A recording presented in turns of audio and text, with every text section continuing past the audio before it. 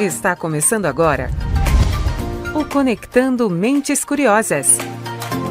O podcast onde a transformação digital encontra o direito.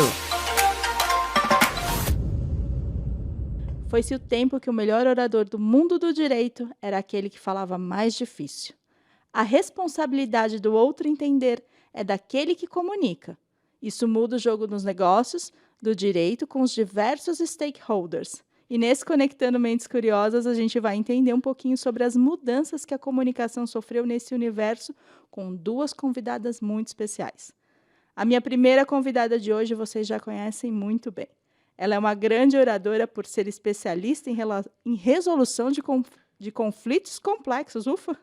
Ela construiu a carreira atuando junto ao direito empresarial com ênfase no consumidor. Hoje ela é a CEO aqui do escritório do PG Advogados e ocupa o cargo de vice-presidente da Comissão Permanente de Direito do Consumidor da OAB. Seja muito bem-vinda ao podcast, doutora Ellen Gonçalves. Obrigada, Silvia. Mais uma vez aqui, é um imenso prazer, né, estar com você, com a nossa querida convidada, Letícia. Agradecer a audiência também do Conectando e vamos falar desse tema tão relevante. Então, deixa eu apresentar um pouco melhor quem é a Letícia.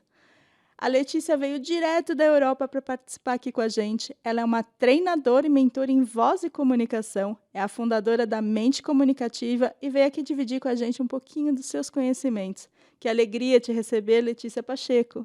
Muito obrigada pelo convite. É uma honra estar aqui com vocês. Obrigada à audiência também. E vamos lá, falar de um assunto tão importante que eu amo, que é comunicação. Bom, eu estou muito animada por essa conversa, porque eu aprendi muito ouvindo a Letícia. Só para dar um spoiler aqui para quem está nos vendo, a Letícia veio aqui no escritório falar com a gente sobre o poder da voz e como a gente pode treinar essa voz. E a gente sabe que os advogados sempre foram reconhecidos como grandes oradores. Porém, a forma deles se comunicarem nos últimos anos mudou um pouquinho. Então, a gente viu o crescimento do legal design, que traz a inovação na comunicação visual. A gente tem a presença aqui de uma especialista em voz. Então, eu queria saber como é que vocês enxergam essas mudanças dentro do mundo do direito. Silvia, é um excelente ponto, né? Quando nós falamos dos advogados excelentes oradores, realmente acho que é uma competência inerente à função de advogar, né? Nós identificamos diversos profissionais muito bons oradores, mas não necessariamente a comunicação deles é efetiva, né? Traz resultados. Eu acho que esse é o ponto. O quanto nós nos comunicamos e passamos a mensagem ao nosso destinatário. E aqui a comunicação em vários setores, né? Desde uma reunião até se comunicar no próprio processo, para quem é do contencioso, se comunicar em um contrato. Então, ao longo dos anos, essa linguagem, muitos falam do juridiquês, né? Que era o empregado, a linguagem bonita, há muitos anos, eu posso aqui falar, já tenho mais de 20 anos, o escritório fará 28 anos, né, e é o tempo que eu tenho de formação, e eu me lembro quando estagiava que nós buscávamos sinônimos de palavras em dicionários para realmente quase que utilizarmos daquela linguagem, vamos colocar até uma maneira elitista, né, de mostrar erudição. E, ao longo dos anos, essa linguagem não se mostrou efetiva. Então, hoje a gente se depara, e acho que é muito usual, é até uma recomendação do Conselho Nacional de Justiça, que sejamos mais objetivos, simples, né? Não quer dizer rasos, sem fundamento ou sem substância, mas quer dizer comunicarmos efetivamente, e aqui eu acho que é uma questão até de cidadania, né? Para com os cidadãos que não são do âmbito do direito, nos comunicarmos com clareza. E aqui, depois a gente vai discorrer recursos hoje visuais também, e envolve todos os atores aí, quando eu falei do processo, as autoridades, os juízes. É muito gratificante perceber que a sociedade, de maneira geral, e o mundo do direito não é diferente, tem feito uso de outras ferramentas para se comunicar melhor. Porque, bem como você colocou, a responsabilidade da comunicação é do comunicador. Aliás, a gente aprendeu mais ainda com a Letícia essa semana passada aqui no escritório, e isso é fundamental. A gente tem que se empoderar da nossa responsabilidade, capacidade e treinar e estudar, porque a comunicação requer também técnicas e tem várias. É só a gente querer. Com certeza, costumo dizer isso, que é verdade. A comunicação, ela é responsabilidade de quem emite a mensagem. Então, se o outro não está te entendendo, você que pode melhorar a sua comunicação. E realmente, antigamente, tinha esse juridiquês, ainda tem, né? E eu costumo dizer que quem se comunica melhor não é só quem fala bonito, quem fala difícil, porque a comunicação vai além da oratória. Eu fiz todo um estudo sobre comunicação, né? Sou mestre em comunicação humana, e eu desenvolvi o Mente Comunicativa, onde a gente vai desde a voz, que é realmente como que eu coloco a minha voz de uma forma que eu transmito autoridade, mas gerando conexão, sem agressividade, até essa questão de estrutura de fala. E muitas vezes essa estrutura de fala, trazendo uma mensagem mais objetiva e mais simples, sem ser simplória, é muito mais difícil do que eu decorar um discurso difícil. Então, às vezes você vê a pessoa ali falando super bonito, um discurso difícil, mas não significa que realmente ela está profunda naquele tema. Que se eu pedir para ela explicar para uma criança, ela consiga explicar. Então, um dos exercícios é, pega o discurso que você tem para dizer, a sua palestra, tenta explicar para o seu sobrinho de 7 anos. O que ele entende dali? Se você consegue transmitir a mensagem para ele, aí sim você é um bom comunicador. Se não, talvez você só esteja repetindo termos difíceis, mas realmente não esteja profundo naquilo. O que vai contra a percepção das pessoas, né? Muitas vezes. Você sempre fala que para se comunicar, que se comunicar bem pode levar um profissional a outros patamares. E que a voz, nesse contexto, é um instrumento super importante. Tá certo? Com certeza, a voz é super importante, porque não adianta eu ter um mega currículo, eu sei muito, se eu chego para falar e eu tenho uma voz nasal desse jeito, por exemplo. Tudo isso é a psicodinâmica vocal, que é qual que é o impacto psicológico que eu gero na outra pessoa pela forma como eu falo. Então, imagina, a doutora Ellen chega aqui, fala um currículo gigantesco, fala que eu vim da Europa, que um monte de coisa, e eu chego para falar com vocês, ou como eu estava dizendo aqui com a equipe também, uma voz mais de heavy metal, né? Bom dia, tudo bem? Não vai dar certo. Vão falar, meu Deus, quem é essa? É uma impostora. Então, a voz, ela gera um impacto. A partir dos primeiros segundos que alguém te escuta, essa pessoa já define se ela gosta ou não gosta de você, se ela confia em você, se tem credibilidade ou não para falar sobre aquilo. E, nesse ponto, a voz é o primeiro ponto, é seu cartão de visita. A gente tem que tomar cuidado com isso e trabalhar a nossa voz. Já que a gente falou um pouquinho que a comunicação mudou nos últimos anos e que a voz é um poderoso instrumento, eu queria entender de você, Letícia, é possível a gente mudar a voz? Eu vi que você já fez aqui uns spoilers, mas, né? Já mostrei que dá para mudar, né? Se eu quiser, eu fico aqui com a minha voz mais grave ou mais fina. Mas, geralmente, as pessoas falam, mas isso é um recurso, você fez agora. Não significa que dá para mudar realmente a voz. Mas dá para a gente realmente mudar fisiologicamente a nossa voz. Então, às vezes, a pessoa pode pensar assim, nossa, Letícia, mas eu nasci com essa voz meio de taquara rachada, como eu já ouvi de tantos clientes. Dá para eu transformar essa voz em outra voz? Dá. A voz, ela é moldável, a gente consegue ir mudando ela de acordo com a imagem que eu quero transmitir. Então, por exemplo, hoje eu trabalho muito com líderes, transformando esses líderes em autoridades cada vez mais influentes, mais inspiradoras, a partir da comunicação. Então, qual que é a voz de um líder inspirador? Não é aquela voz de cima para baixo só, aquela voz que vai sempre para o grave, ou aquela voz muito nasal, que às vezes traz um tom meio de metido. Então, a gente pensa, qual que é a imagem que você quer transmitir?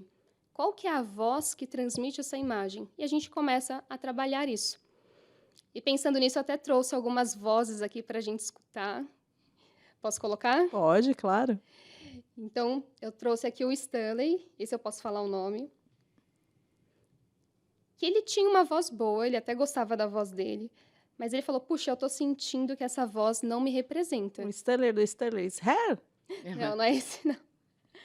Ele falou assim, Letícia, essa voz não está me representando hoje, porque eu chego para falar com alguém e eu sinto que essa pessoa ela não fica tão Conectada, né? conectada. Eu sinto que eu tenho um discurso bom. E ele falou, acho que o meu discurso está bom. O problema está sendo realmente a voz. E olha que interessante, poucas pessoas sabem disso. Poucas pessoas têm essa percepção de que talvez seja a voz que esteja sendo o problema na sua negociação. Porque o problema dele era a negociação. Ele não conseguia ser persuasivo. E assim ele não conseguia atingir os resultados que ele queria. Então, vou colocar a voz dele antes aqui. Deixa eu aproximar mais. E aí eu queria que vocês pensassem qual que é a imagem que ele transmite. É uma voz persuasiva? É uma voz que conecta, que gera influência? Ou é uma voz... O quê? 2, 3, 4, 5, 6, 7, 8, 9, 10. Ah, que para vocês mim tá acham? ok. Não gerou muita confiança, do meu ponto de vista. É uma voz, me parece amigável, mas não conclusiva para efeito de efetivar, por exemplo, uma negociação. E aproveitando que a gente está falando de voz, eu fiquei pensando aqui, depois se puder nos ensinar, Letícia, porque quando a gente fala no ambiente empresarial de negociação, ambiente de reuniões, né, ambiente de tratativas. Agora, aqui lembrando os advogados que falam perante os tribunais. Recentemente, a gente tem visto, né, os tribunais superiores televisionam, você pode assistir advogados fazendo sustentações orais. Momento tenso, momento de defesa de grandes causas, né, perante os ministros, a maior corte do país. Tem alguma recomendação de subida e descida de tom? Que eu fiquei pensando, né? Quando a gente sai também da faculdade, a gente vai para a banca para passar na ordem dos advogados, tem muita oralidade, eu sempre gostei muito desse universo, e também tem até num momento de didática, que os professores falam, e às vezes os alunos estão um pouco dormindo, eu me lembro de professores que subiam o tom para o pessoal pular da cadeira. É um recurso, só para ficar aqui, que me surgiu isso, eu acho que isso é bem efetivo e importante para os profissionais também, não só no ambiente empresarial, mas nos tribunais, né, nas cortes. Com certeza. A gente vai entrar nesse assunto. Então, quais são as estratégias que você pode utilizar e quais são as estratégias para você evitar? Que algumas já estão ultrapassadas e podem transmitir mais agressividade. Já estou dando spoiler, então, aqui. Bom, faço o Stanley e aí a gente vai para esse ponto. Então, olha só a voz dele antes, vou puxar só um pouquinho. 7, 8, 9, 10. Então, é uma voz ok, mas não é uma voz efetiva, não é uma voz que você escuta e fala, vou comprar Firme. desse cara. É uma, sabe, que transmite aquela confiança, aquela firmeza. Depois, 1, 2, 3, 4, 5, 6, 7, 8, 9, 10. A voz está numa região mais alta e mais firme. Agora passou mais firmeza, né? agora você já confia mais. Agora já confia, já vamos fechar negócio. Então, olha como a voz faz diferença. A primeira voz, ele tinha uma certa soprosidade. Então, a voz ela era um pouco mais fraca. Passava mais ar nessa voz. Então, tem essa parte fonoaudiológica, que eu trabalho mesmo, e tem a parte da comunicação. Qual imagem você quer transmitir? A partir disso, a gente vai mudando essa voz. Então, esse foi um período de 8 semanas. A gente precisa, no mínimo, de 8 semanas para ter uma transformação da voz, da comunicação. É por isso que eu gosto de imersão de comunicação e de oratória, mas eu falo, só isso não vai te transformar.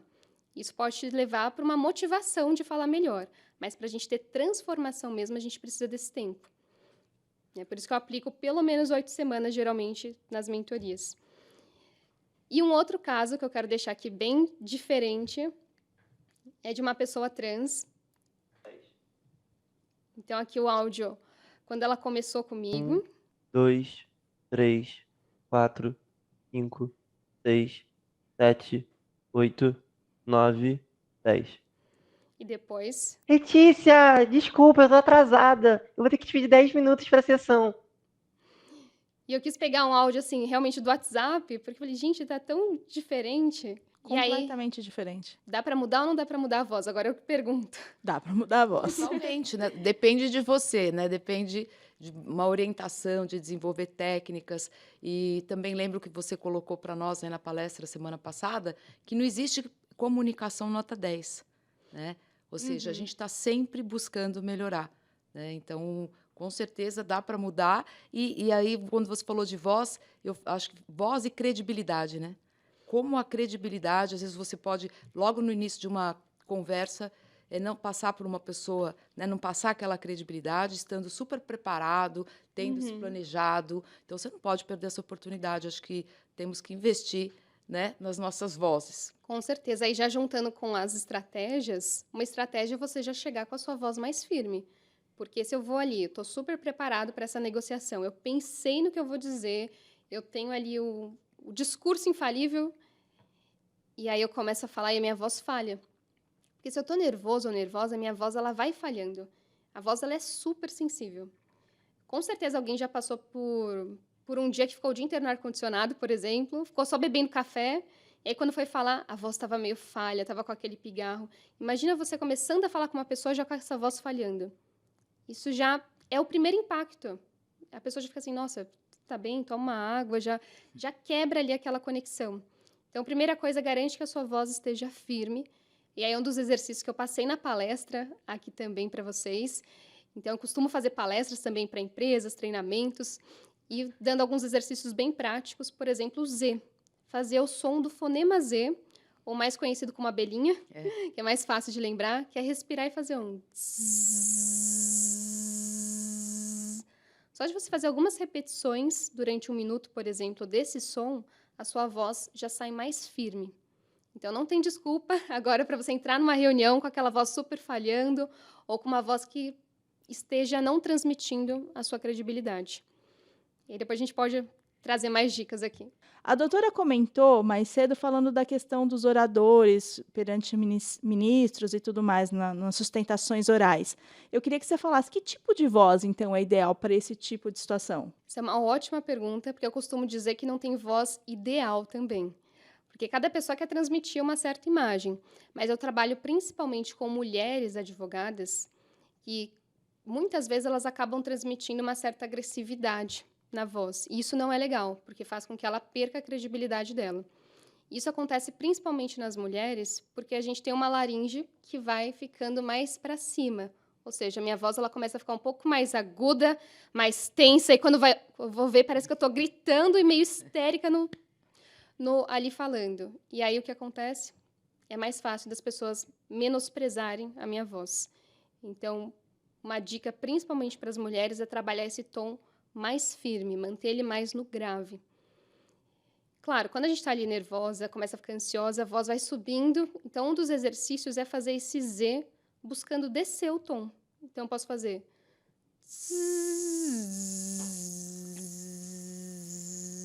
Eu posso até sentir, se eu colocar a mão na minha laringe, aqui no meu pescoço, que ela vai descendo junto.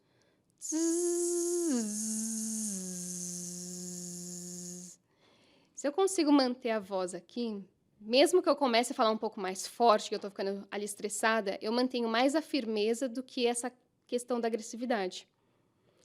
Com os homens também acontece isso, mas a gente sabe que é menos. Isso, se eu for só abrir esse parênteses, né, Letícia? aqui. Até isso, a gente tem uma questão de biológica aqui envolvida, né? Sim. E se a gente for entrar nessa questão da agressividade, homens e mulheres, a gente entra numa discussão enorme aqui, entra no patriarcado, então... Mas também tem estratégia para os homens, que os homens também transmitem agressividade. Porque eles começam, muitas vezes, a falar mais alto, eles querem se impor mais. E, gente, isso faz você perder a sua autoridade. A pessoa que sabe muito bem do que ela está dizendo, ela não precisa aumentar o tom. Ela mantém a voz dela firme, mas com modulações, mas ela não precisa aumentar o volume. Isso é um exercício super interessante de fazer também. Você conseguir diferenciar volume de frequência. Uma coisa é eu ficar mudando a minha voz de agudo para grave, tendo modulação. Outra coisa é eu ficar falando forte e fraco, aí eu pareço sem noção. Perde a credibilidade de novo, né? Perde a credibilidade de novo. Na hora da emoção, o volume, ele altera demais. Eu, aproveitando que você falou, me parece que em situações importantes da nossa vida, os profissionais tendem a ter um certo nervosismo. Eu costumo falar até para o nosso time que o frio na barriga é responsabilidade, né? E eu brinco, vai com frio na barriga mesmo, porque faz parte de um processo de responsabilidade, por mais que você tenha planejado, treinado, né? Tem alguma dica para tentar evitar, ou de respiração, essa situação de nervosismo? Porque me parece que você se desafia mais, porque você fica nervoso e, ao mesmo tempo, você já muda o seu tom de voz. Então, a questão também vem antes, né? Além da mulher, inclusive, ter esse desafio biológico aí que nós falamos. Então, respiração, né? Pausas são bem-vindas. Quando você sente realmente que ali ou você perdeu a ideia ou você teve também uma fala do outro lado que foi mais ofensiva. A gente tem assistido, infelizmente, situações limite, né? Inclusive também nos tribunais, de tratativas delicadas. Então, quer dizer, pode tocar, né, e você perder o seu equilíbrio. Essa é uma ótima pergunta. Inclusive, isso que eu acabei de fazer já é uma técnica que vocês podem utilizar, que é amortecer a pergunta. Que às vezes você está ali e alguém fez alguma pergunta ou te colocou de uma certa forma que você não tem a resposta, pega tempo, gente, antes de responder. Então, uma das dicas é elogia a pergunta, reformula a pergunta ou reformula o comentário que a pessoa fez. E aí vai dando pausa, vai respirando, você já consegue ficar mais tranquilo para responder a pessoa. E outra dica bem prática de respiração mesmo é colocar a mão na barriga e puxar o ar pensando assim, nossa, minha barriga tem que jogar a minha mão para frente. Então, às vezes eu tô ali nervosa, minha respiração tá onde? Tá aqui no ombro, tá subindo. Então, se eu coloco a mão aqui na frente da barriga, e aqui já tem uma dica de gestos. Tem gente que fica com a mão lá para baixo e não fica aqui no triângulo da expressividade, que é a partir do umbigo. Já deixa a mão uma apoiada em cima da outra, na frente do umbigo, e pensa assim, eu tenho que puxar o ar, fazendo a minha barriga levar a minha mão para frente. E aí eu busco soltar o ar bem devagar. Só de eu fazer isso, eu já entro num estado mais racional. Porque para a gente levar a respiração para esse lado consciente, porque a respiração é totalmente inconsciente, estou respirando aqui, eu não estou pensando que eu estou respirando. Mas se eu levo a respiração para esse lado consciente, automaticamente eu já fico mais racional, eu tenho que pensar sobre isso. E aí, isso vai cortando esse sistema límbico que está ali, te deixando totalmente emotivo. E esse sistema límbico, ele faz com que você perca as suas palavras, tenha branco, fale gaguejando, se perca no discurso, que a voz fique trêmula. Então, quanto mais racional e com a respiração consciente você tiver, melhor você vai falar. A gente falou no começo que o conceito da comunicação é responsabilidade da mensagem chegar corretamente é do emissor. Então, isso significa dizer que os advogados precisam se fazer entender de forma clara, certo? Absolutamente. Com certeza. Sob pena, como nós falamos, no direito de você ter resultados indesejados, né, Silvia? Quer numa reunião, quer com a tratativa também com os advogados, né? A gente falou um pouco disso na palestra, na semana passada, quer dizer, em tons de voz, como você se comunica, se você tem o resultado que você está buscando. Nos processos escritos também, né, os juízes entendem a mensagem, né? A gente fala no direito, no contencioso, que nós temos que dar os fatos, porque o direito, né, o juiz sabe o direito. Então, os fatos bem colocados, comunicados, levam resultados positivos. Os fatos não colocados, e aí você tem uma série de regras processuais também, né, que você não pode deixar de contestar, né, todos os pontos, enfim, não vou entrar aqui no aspecto processual, mas o fato é que tudo é comunicação, quer escrita, quer a comunicação verbal, como a gente estava falando aqui com os exercícios, e também tem a comunicação corporal, né, Letícia? Porque veja quando você fala, colocar a mão, né, fazer exercícios, então eu lembro aqui das mãos, é sempre um transtorno para o palestrante, o que nós vamos fazer com as mãos, né? Uns brincam até, não, mas eu sou de família italiana, eu não consigo parar minhas mãos não param. E também, e aí me confirme, né, porque você que é especialista, porque também ficar estático, parece que você engaja o público, você conecta o público, porque hoje nós somos desafiados, e mais ainda, não só pela responsabilidade de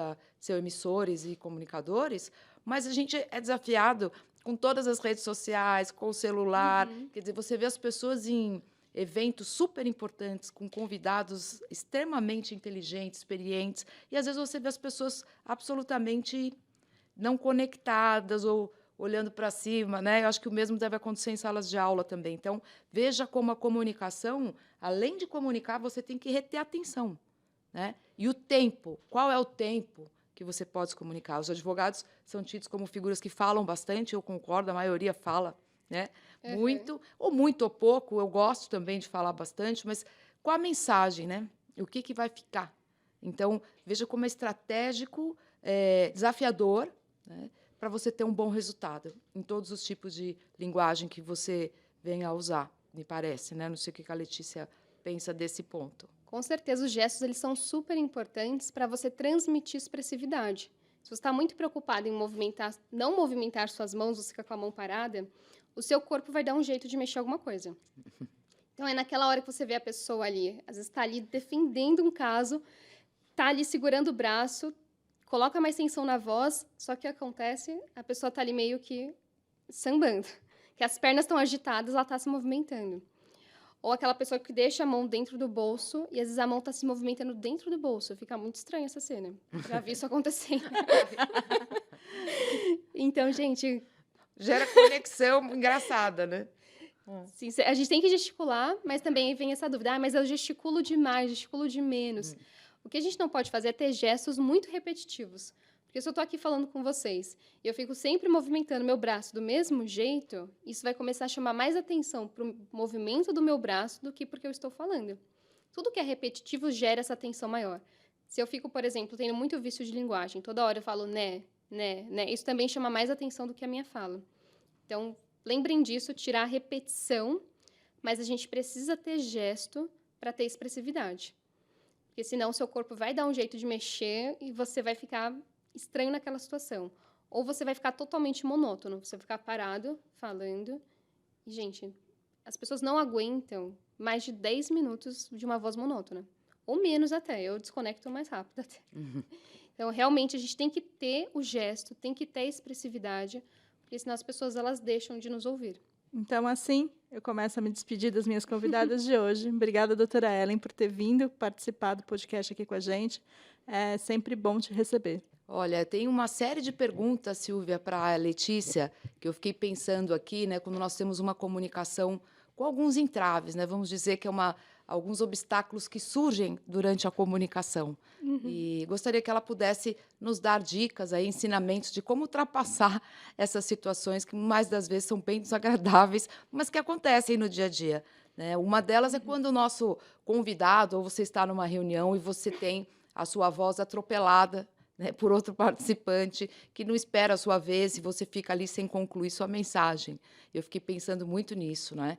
Outra é quando nós estamos no ambiente virtual e os participantes não abrem, alguns não abrem as suas câmeras, não interagem e fica um monólogo, como conectar essas pessoas. Então, como iniciar, né? Eu falo que é o ice break, né? Como nós começamos e tornamos o ambiente mais conectado para passar a nossa mensagem. Então, como a gente já está aqui no finalzinho do episódio, a gente vai deixar a Letícia responder essas perguntas para quem assinar tanto a newsletter aqui do PG, que eu estou deixando no descritivo do episódio, quanto a newsletter que eu comentei que a Letícia tem no LinkedIn. Então, vai lá no post desse episódio, que vai estar comigo e com o Conectando e a Letícia.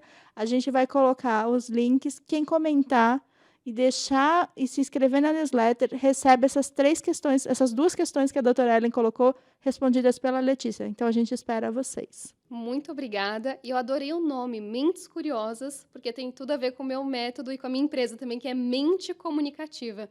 E eu costumo dizer que quem não é visto não é lembrado, mas quem não é ouvido também não é. Então, se faça ser ouvido na sua melhor versão. Muitas vezes você pode estar deixando de ganhar. Às vezes a gente nem sabe quais oportunidades a gente está perdendo, porque falta essa comunicação mais efetiva e mais inspiradora. Então, deixo aqui também meu contato e fico à disposição. Se quiser deixar teu LinkedIn, fica à vontade. Boa, vou deixar meu LinkedIn, é Letícia Pacheco, e eu também utilizo bastante o Instagram, que é Letícia Pacheco Voz. Então, por qualquer uma das duas, vocês conseguem meu contato. Segue lá, ela tem newsletter no LinkedIn, que está bem bacana. Então, vai lá. E assim eu me despeço de você, que ficou com a gente até esse finzinho aqui do episódio. Lembrando que você pode seguir a gente no Instagram. Agora, o podcast tem um Instagram próprio, que é o Conectando Mentes Curiosas. Então, vai lá, segue a gente no Instagram. A gente coloca os cortes, os episódios novos, está tudo por lá.